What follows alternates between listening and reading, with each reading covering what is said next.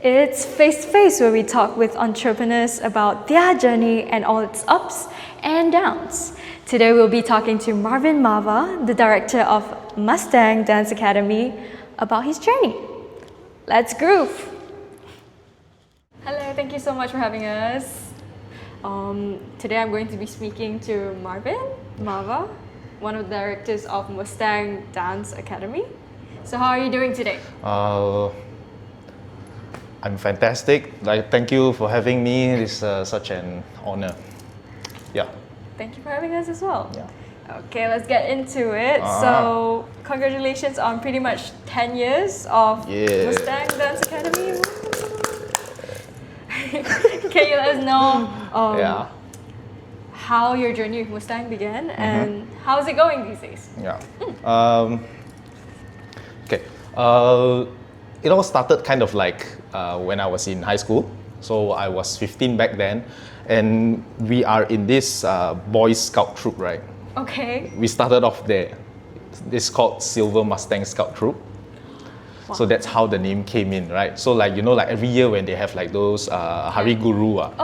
We needed to perform, so we signed ourselves back up. But I think the main inspiration back then was just looking cool.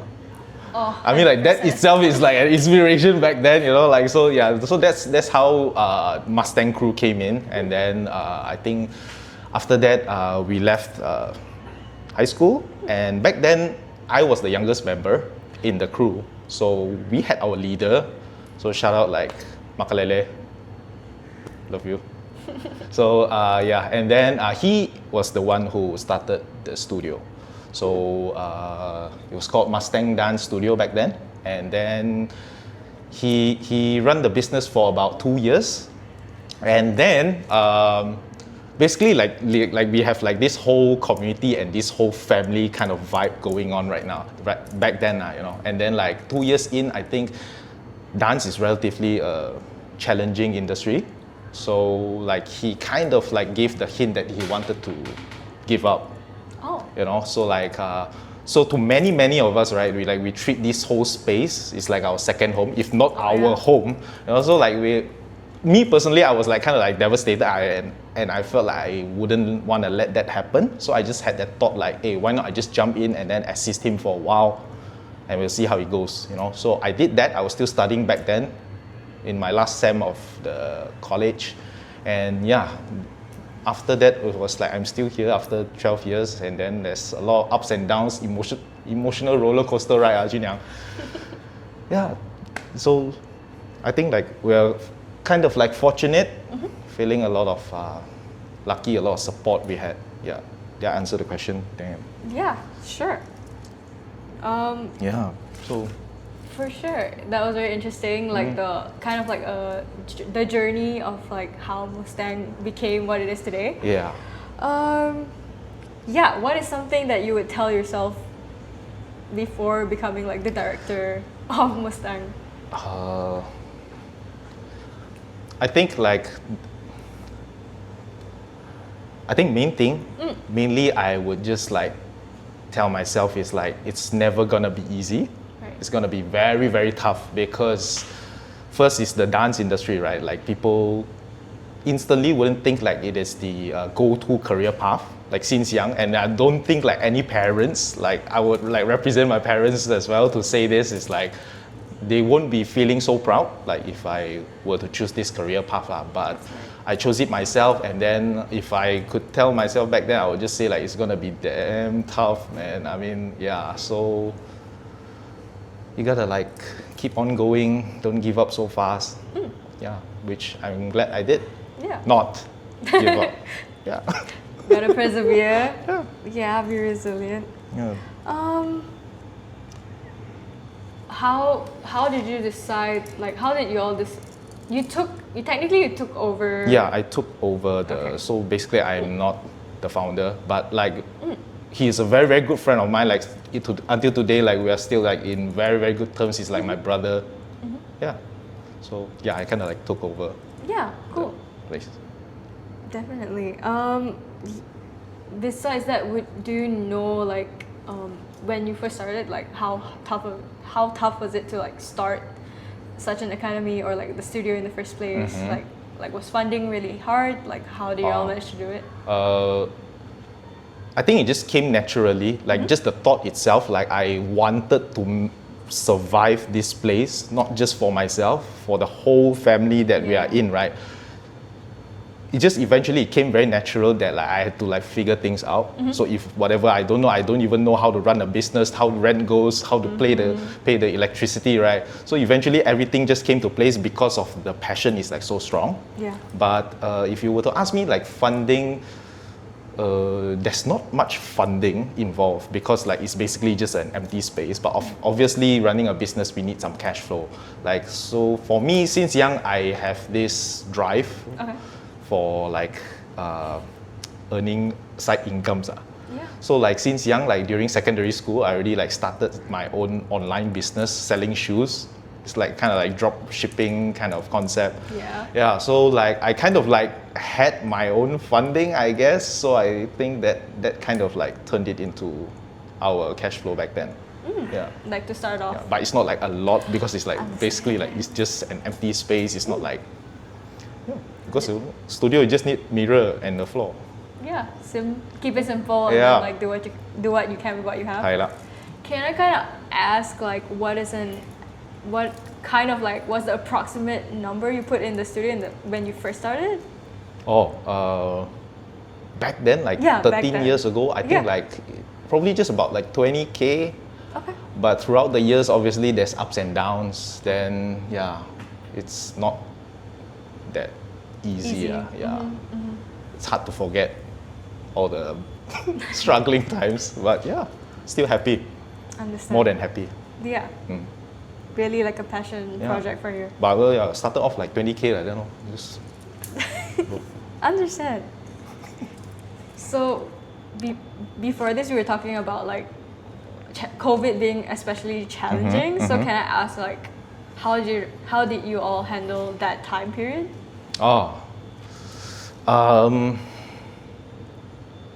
Still, it's like a miracle, because like my partner, like right now, JL, I remembered like the third lockdown, right? Because we had like a few different lockdown times, right? And we are always the last ones who are allowed to reopen our business. And I still remember like the third one when the Muhyiddin, like he announced the lockdown, right? Like we were like almost like in tears, The day was still bright, and then like we just sat there and said nothing, and then the day turns into night. We just don't know what to do. But I think at the end, I think it's like whatever we give to the community, right? Yeah. That period itself is when the community supports us back.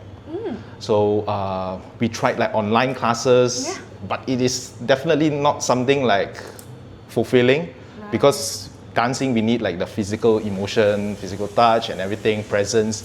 So online classes, we tried that, and I think we just got through that period through mainly just support and donations from the community. And the team at that time, like, they sacrificed a lot. Yeah. And a lot of money, and then like a lot of money pumped in here and there. You think? Understand. Yeah. I mean, it's not easy, but that's how you guys made it so far. But definitely because of the community that supported us back. It's really sweet. Besides COVID, what would you say is one of the biggest challenges when it comes to running Mustang? I think specifically for street dance, right? Like it is built through culture. Like for example, hip hop, right? It started way back in the New York. Like it's like a black culture kind of thing. So we have to revolve around this culture and also business. So there's a fine line of like whatever that we want to do, and as well as like respecting the culture as well. So I think that is the main challenge, because we respect the culture and dance so much that we don't want to give the impression like we're kind of like exploiting the culture to earn money. I think that's the main challenge. That's why like probably structuring levels like ballet, for example, right? we can't do that in street dancing, because who are we to like say like you're level 1 In or street you're dance. level 4, you know, Yeah. because it's supposed to be just like expressive. Yes. You know? So it's a way for them to express themselves and no judgment kind of thing. But that itself, if you put it into a business context, I think it is quite challenging, because there's no way like we can structure things out in the long term. But I think like that is the beauty of it as well, Yeah. of street dancing. Yeah, I think. Very free flow, very Hi. vibes. Yeah. Yeah. For sure. But for now, what you guys do is like you do beginner, intermediate, Yeah. advanced, and open. Yeah, that is just Yeah. purely a way that we structure it so that the difficulty of the class, but nowhere near like to label you as like you're a beginner or an advanced dancer, you know. So just challenge yourself. What do you think of the Malaysian street dance industry in general? Like, how do you see it as someone who, you know, directs Mustang? Yeah. I mean, definitely comparing to when I started, Okay. I can't like imagine like Malaysia has this standard right now, because career development in this dance industry, right, is like a thing now. Like people could really consider it as a career path. Back then, like we don't have much choice. Like just like making a living out of this industry, right, is like a dream. You know? So it's possible right now, but obviously because of a lot of reasons, like the media, K-pop, everything, that really all just helps around and making it like a full circle kind of thing lah. And yeah, the government now is they acknowledge us, so that's a good sign. They showing glimpse of support for the dance industry. Like we have a very close crew called the Zeppo Youngsters. Yeah. They get a lot of support from the government. So I think like these are like small signs and whatnot, like we are heading to the right direction. So yeah, it's definitely growing, and we'll see like much more changes and growth within the next 5 years, I guess. Yeah. That's great. Very exciting. Yeah. Yeah, speaking of like governmental support and like now the younger people having like a career path, what other trends do you see now compared to like, let's say 10 years ago when you started? It's just like fashion, you know. It's like dance trends, they keep on changing. So they keep on changing, we just have to like predict what is the next trend, and then, you know, but eventually it will just come full circle again. It's like how last time my dad wear the baggy kind of like big thing, you know, like sooner or later this thing is gonna come back. So I think it's just the same towards dance. Okay. Yeah. So there was once like recently, like I would say like the main trend towards the interest of the market, I think it was Afrobeats. Yeah. People were into that a lot. I think now it's more of a swag flavor kind of dance. Okay. Yeah, but it just keeps on changing, especially with the social media, dance, TikTok kind of thing. Yeah. Interesting. So how would you say you adapt like your classes or like, for example, the teaching staff around such trends when it comes to like classes? Okay, so obviously like we kind of like separate different styles. Yeah. So there's always like the technical side of it. So that's where you get your foundations right. So that shouldn't change according to the trend, because that's like the main core of learning street dancing. Yes. But of course, like trends or whatnot, every instructor, they have their own style. So when the trend comes and they fit in very well, that's the class that is gonna blow up, you know. But eventually they will just kind of like tweak it to the trend. Yeah, it just goes like a wave kind of thing, because dancers nowadays are like so versatile. They will just adapt to it, and yeah. So that's basically it, like technical and then trend. Yeah. Definitely have to still have good basics, and then Yes. like it's up to the choreographer to like work the Yeah, trends yeah. into their own style per se. Very cool. I saw like you all have like core values and things like that. Can you let us know a bit more about what the Mustang way is? Oh. Mustang way. Actually, like Mustang for us, there's Yeah. like a impression, like. Okay, let me put it this way. No, I mean Mustang for us, like we kind of like go back to the roots, right? Like I would feel like it always represents home, right? So if you see our logo, right, it resembles kind of like an inspiration of a roof. Oh yeah. Yeah, so that's why like everyone who joins our fam is like under one roof. That's why like one roof. You know, so like we kind of like revolve around this whole family kind of vibe. So because I know like starting dance it can be very intimidating. Yeah. So the least that we can do is just like welcome them with open arms and just, you know. That's why our team is like 很 fam, like very fam. Very fam. So I think that's the main core thing lah. I mean like we are not fortunate in like to have a very big studio or like very nice, but we are still here for a reason, I guess. Yeah. Like, and I think the vibe part is definitely our main core thing. So good vibes, welcoming, and then like because of it having community and like that community supporting you guys Yes. when things are tough. Yeah.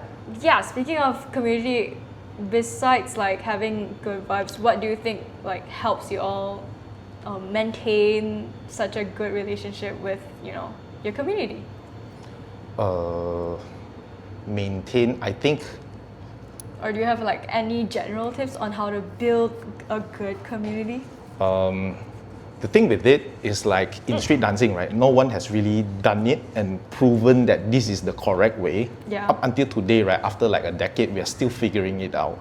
But there's always a direction for us. It's like creating an ecosystem.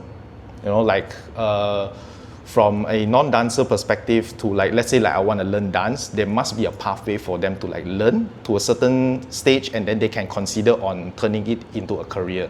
And we must allow this environment so that they can make this decision, right? So we are not kind of like completed this whole ecosystem yet. I think that's the main struggle part, but creating this ecosystem is the main core, I would say, like in building this community. If not, then people would just leave halfway because they felt I can no longer like develop anything more, right? Yeah, so I think choices keep on like must be there for them, So like, if that makes sense. yeah, kind of like having like pathway for them to grow and not just feel like they're stuck and then like Yes. people just come and leave, Yeah. that kind of thing. Because eventually like you keep on learning dance in the studio, right? Yeah. There's only a matter of time where you feel like you can't learn anything more. So you want to go a further step. So what's next? And our role is like providing that platform for them. You know, yeah. So yeah. Interesting. Okay, can you tell me more about the different types of businesses you do besides just education? So it looks like you all have like rental studios, choreo and coaching, performances, and event collaborations. Back then, I guess it's about survivability. Back then, Okay, you know, it's about survivability. So whatever comes to us, Yeah. we treat it as an opportunity to survive. So we do events, we host competitions, we accept jobs, and then we teach class, we do rentals and everything. But as time goes on, right, I felt like we are kind of like lost in a way, because if we were to do events, right, there are much better teams who do better events compared to us. So we want to kind of like know where our strength is and kind of like really specialize on that. So I would say like the direction now for the team and for the whole company is definitely on structuring street dance education and building a community, not just within our academy, but the whole dance community in KL at the very least. Yeah, so I would say priority is our education. But apart from that, like rentals, if we can still allow ourselves to take in, then yeah, we will do that. I see. Yeah. Besides that, can you tell us more about the United Dance concert that you guys have been holding? I think United Dance Concert is like the 6th year, right? Six, the 6th time? So it's like an annual thing. And this year we kind of like had our first breakthrough because we hold the concert in ZEP KL. Yeah. So it's like, wow, so crazy, man. So, but it's an annual thing. You know, like, because for me, it's just this UDC United Dance Concert is just part of what we do for the community, because we go into class, we see the four walls, we learn, and then we go back. It's as if like we are a big family, but there's no platform for us to dance together, you know. And so once a year, we will allow that. Everyone just come in, share the stage, feel the energy, and yeah, come back stronger after that. So that is like kind of like the safety net that we have that keeps everyone together, at the very least within our own academy. Yeah, so they actually get to learn and actually perform. Yeah, together. This is the main point. Together, like when we do rehearsals, energy all go crazy. It's very different from what you will experience in class. So yeah, that's the main purpose for us in UDC, at least. How did you all start UDC? Like, was it like an idea that you all have been like trying to do for a while, or like? I think the first one we did was in Gardens Theatre. It was a very, very small stage. I think the capacity was only like less than 200 pax. But the direction of it was just basically what I said just now. Yeah. And it has kept the same vision, the same direction up until today. It's just at a bigger scale. Yeah. Okay. Yeah, but nothing has ever changed. The direction is still very clear and very Straightforward. purposey. Yeah. Purpose driven. Okay, let's talk about dance styles. So you mentioned K-pop just now. So there's no doubt that K-pop has such a big influence when it comes to dance, especially in Malaysia, I would say. Yeah. So what do you think about that when it comes to like lesson planning when it comes to Mustang? And do you think that traditional styles like popping, locking, breaking, hip hop are still relevant today? Actually, we no longer provide K-pop classes right now. It's not that like we don't want to do it. Like I said, like we really want to specialize in education. Yes. So my thoughts on K-pop is basically they have their own community, you know, and I really like respect the passion they have for it. Yep. For me, I think K-pop is just like a tool for people who are interested in dance. Like if back then there's no Gangnam Style, right? People don't even know like the dance exists. Like, you know, K-pop actually is street dancing. You know? So I think K-pop is a good way to inspire people to be curious about dance, and then for them to take the first step to really dance, even if it's just a dance cover. You know, but I think like growing together as a community, I think it's very important for K-pop instructors or people who have influence power within the community of the K-pop, right? To really like educate them. It's not just about mimicking dance, but also about like how to prepare your body as well as the foundations and the knowledge and the history of the dance that they use in K-pop dance moves. Right. Yeah, so directing them to the right platform or just like teaching them some history, I think that would really play a very big role in moving forward as a whole dance community. Yeah, so it's a good way to spark people up, but what's next is the big question mark for them. Actually, we have a lot of people who say like they started off with K-pop. I think it's a very normal thing. So yeah, I'm glad it happened. It's a good first step for people to like, it's like an appetizer before someone goes into like the main meal. Yeah. Okay. Yeah, I think like without K-pop, we wouldn't grow so fast. Okay. Really, yeah. So appreciate. I love K-pop. Love that. I like how much you emphasize on like respecting history and like respecting culture. So like, can you like share a bit about why that's important to you and like when it comes to education? Because like street dance is actually like it's like a very big tree. Yeah. So all the different styles, right, is like branches of it. So if you come in knowing that you're involved with such a strong culture background, right, you kind of like wanna nurture it and like really take good care of it. So respecting it is like part of it. I think if not, then I wouldn't like choose dance as a career. So if I'm coming into this industry, so I have to like kind of do it right, respecting it, and then also like bringing this whole vibe and knowledge to the next generation as well. Yeah. Good. Yeah, answer the question. Yes, definitely. Okay, we're going for a little short game break. A very simple one. Game. Yep. So this or that questions. You can elaborate if you want to. If you don't want to, it's fine. We can just move on. So go viral on socials or through word of mouth? Word of mouth. Because trust. There's trust through word of mouth. Nice. Yo. Yeah. Competing in a dance competition yourself or judging one?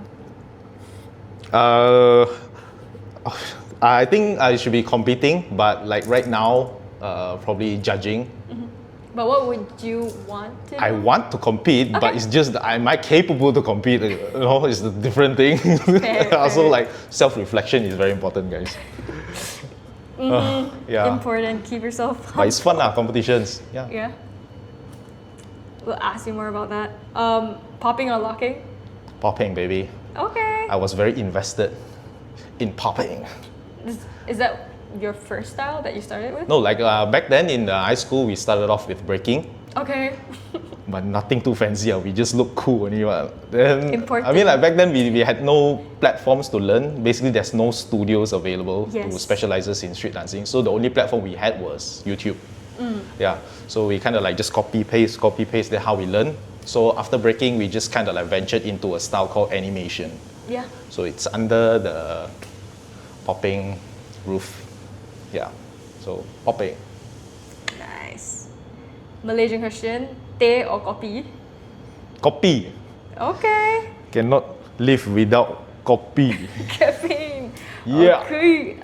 City versus kampong person. City. Okay. City. Alright. Because I can't just stay at one place. I need to like go around. See a lot of different How about you? things. City or kampung? Right now city, but maybe older kampong. Maybe. Really? Yeah. Hey, probably I'll do that also. Right. Have some chickens, run around. Farm. Yeah, lay some eggs. Real. Dance with your chickens. Okay. Okay. Back to some of the questions. Just now you mentioned. Like you started off with learning from YouTube. Yes. So would you say like initially that's how a lot of the dancing in Malaysia was started, like the street dance? At the very least, like from my generation of dancers, I would say like majority of them learn through YouTube.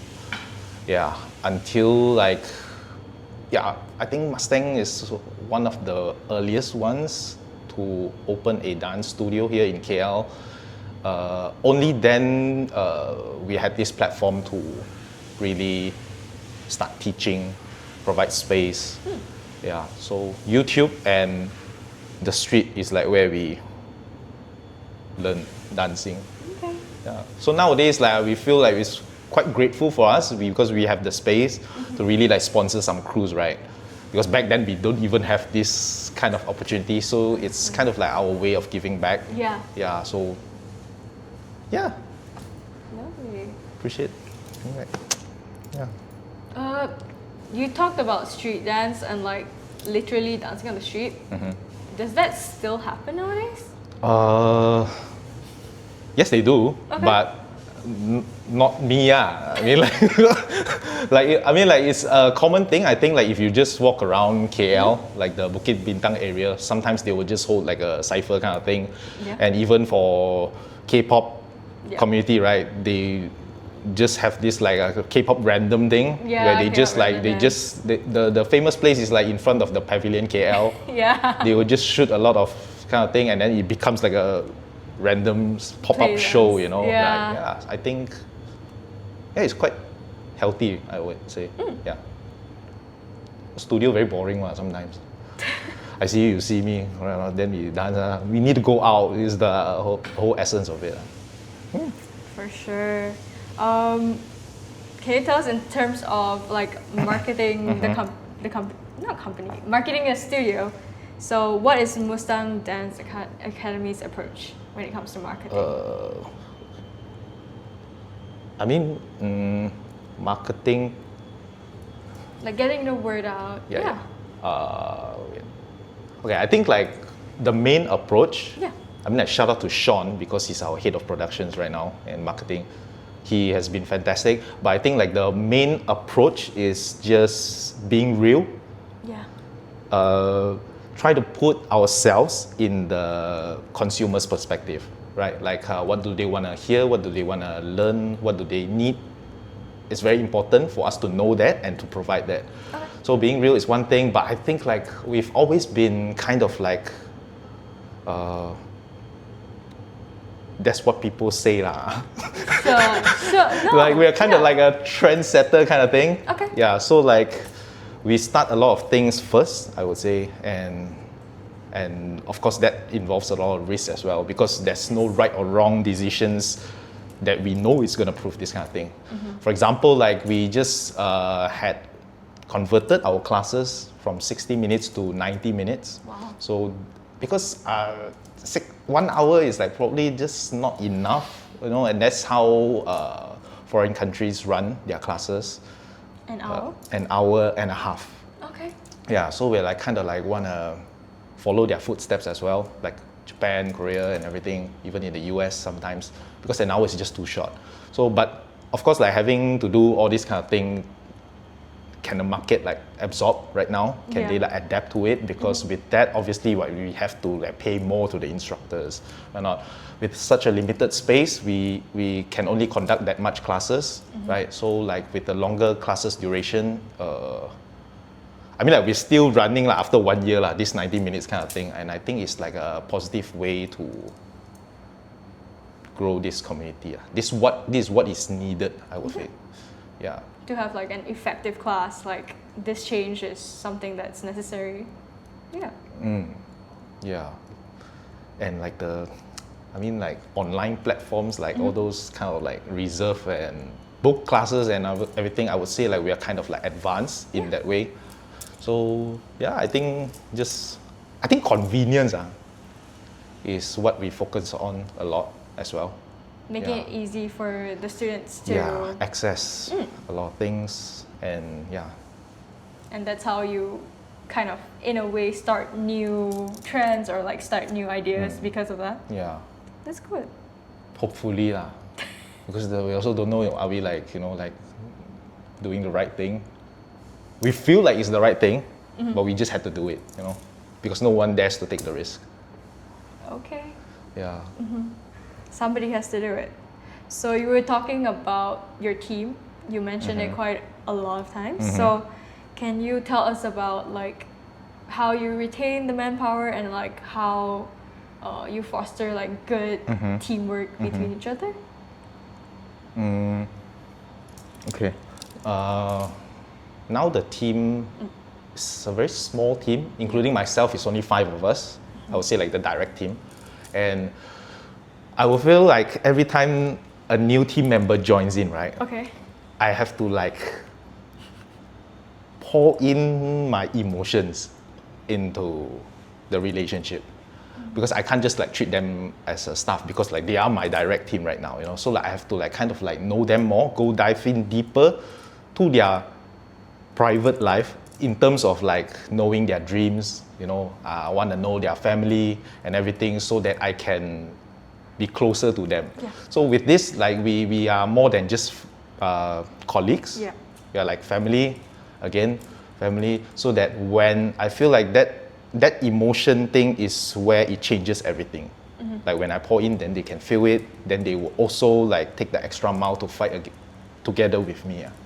Yeah, so not 9 to 5, they are willing to go like 12, 15 hours all the way like with me. I think like that is a win-win kind of thing lah. Yeah, so I think me pouring emotion into it is something that is needed lah. And I think like what makes them so strong, I guess. Yeah, showing that you care and letting them feel cared for and makes people feel, like they are willing to put in more effort, go the extra mile for this passion that you're working on together. Yes. Yeah. Lovely. What about your rotational dance instructors? How does that kind of work for you guys? Yeah. Most of our instructors are freelance. Yeah, most of them, I think, like if not all of them. So these instructors, they come and go because the trend right now is more of like students don't like to just follow one instructor, you know, they like to like explore. So our instructor lineup is keep on changing. That's why you can see like a lot of different guest instructors. Then we have pop-ups and whatnot. So there's not really one static. So obviously compared to my direct team, the emotional attachment involved is definitely a very big gap. But to the generation specifically that is closer to my generation of instructors, right, who are still here under Mustang, they are like super close with me. Yeah. But to the younger generation, probably my partner is more closer to them. But I'm, you know, towards kid. Completely understandable. It's okay. Yeah. Yeah. Let's talk about something more fun. Did you ever have a moment where you felt like you've made it? Like, do you have like a milestone that you've hit that made you feel like, oh yeah, we're established now?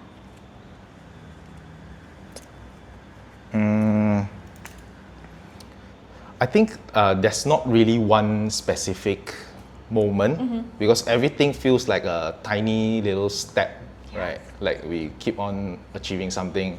So there's like really not such a big kind of thing, but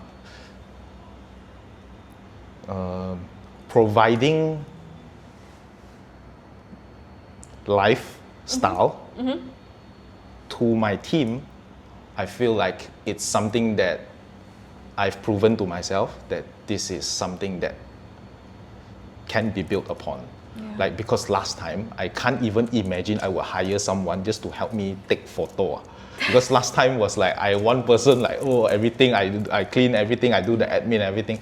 So I didn't even had that imagination that I would be able to like hire someone to do that. And now like I have this such a strong team, and to be able to keep them, I think is one of the proudest thing that you've done.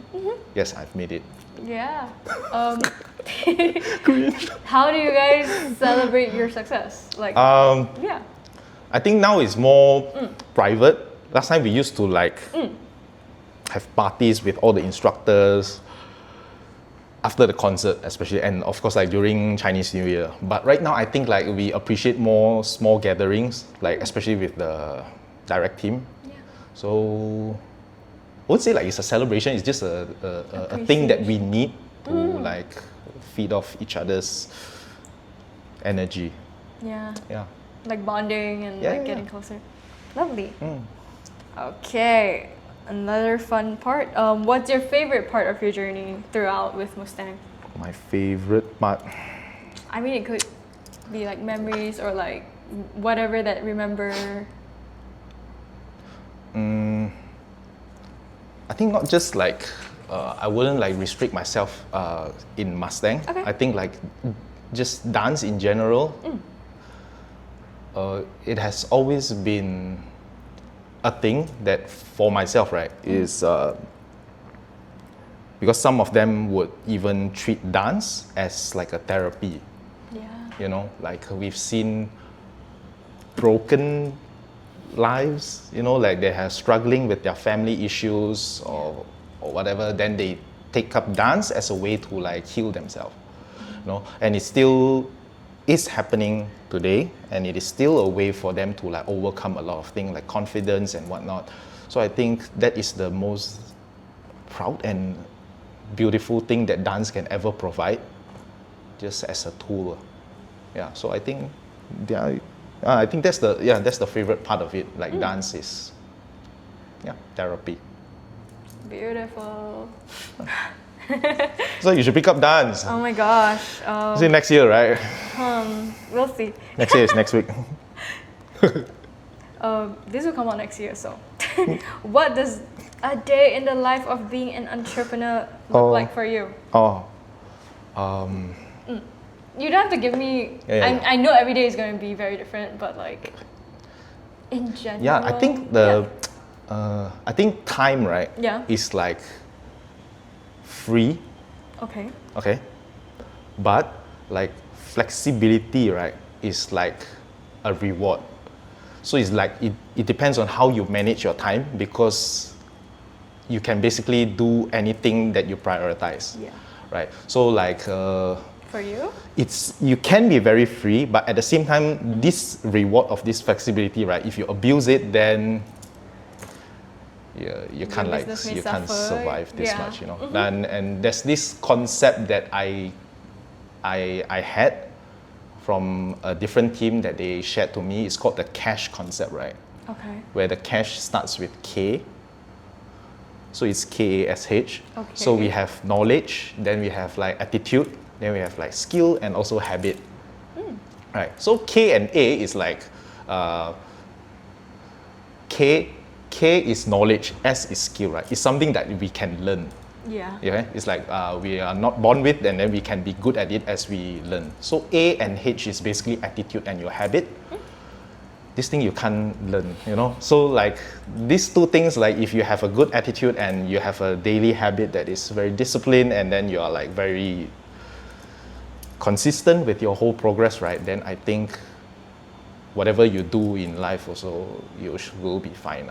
So yeah, attitude, habit, very important. Knowledge, skill, you can learn. Yeah. Sure. Can you walk me through about like how your day looks like for the past week, maybe? For the Like what past time do you week, wake up? Like what kind do you do like paperwork? I mean, on Mondays, weekdays, I usually have back-to-back meetings, like just whole day, like probably with my cafe team and here and my insurance team. It's just all meetings on Monday through Wednesday. Yeah. Okay, and then usually at night I'll either have my appointments or I'll be teaching, or if not, it's just like every week also is different. Right. But at night, usually I'll just chill out with people at my place, and yeah, every period is like different. It depends on the month of the year. Okay. If it's in the middle, probably we'll be very busy with concert.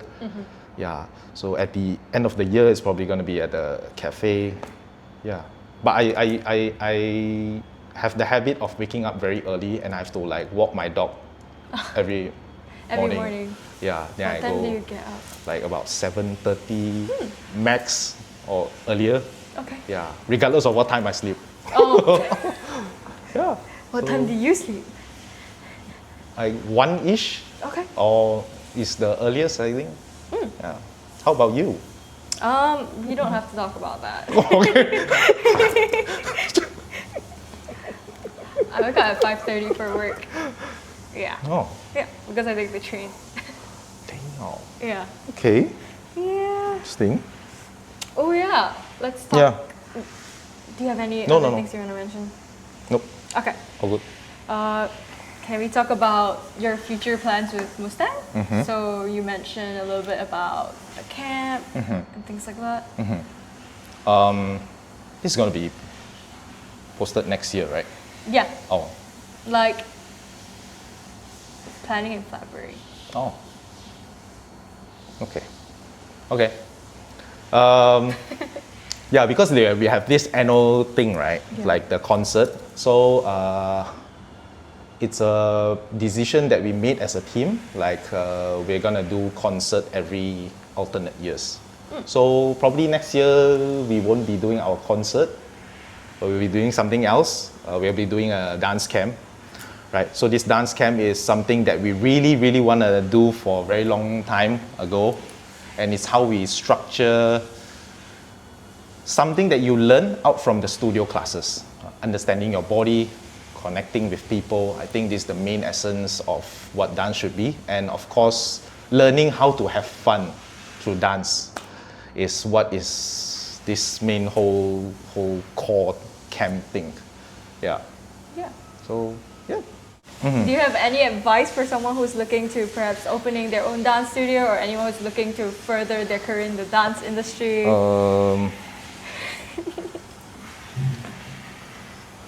Okay. I feel like I'm no one to like really give advice. That's fine. Okay, but I would say coming into the dance industry, right? Especially if you plan to have your own studio, first of all, like the barriers to entry is like so low.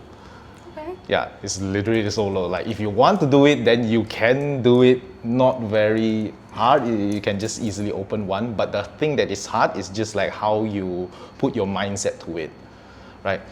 It's definitely not going to be easy. I think the hard part is sustaining the whole business. So your mindset has got to be pretty strong then to be able to survive.